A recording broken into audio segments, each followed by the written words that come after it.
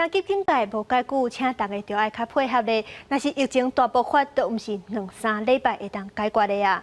毋过伫咧家己的水上，煞是阁掠着有人咧拍麻将。警方到位的时阵，现场的人赶紧将麻将椅收起来，拢是有挂喙罨。毋过这个行为也是违法的，罚款30万。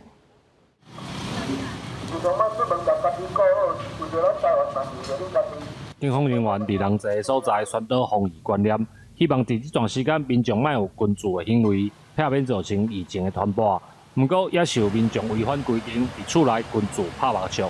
水上乡有民众非法聚集，那经过这个就是陈情通报之后，警察单位也确实发现有5位以上的乡亲在屋内聚集。那这个部分我们会依违反传染病防治法，处以30万以上的一个30万的重罚。 警方表示，接到民众定情，到现场发现厝内有人群聚拍麻将。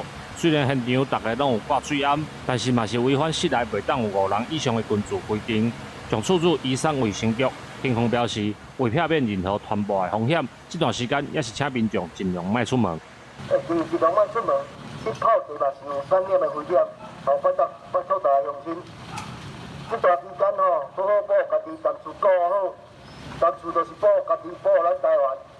国内各县市逐天也是有新确诊的案例一直发生，各个县嘛因为泡茶而感染情况。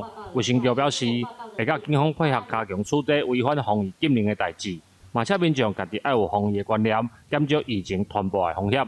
记者林慧婷，家己报道。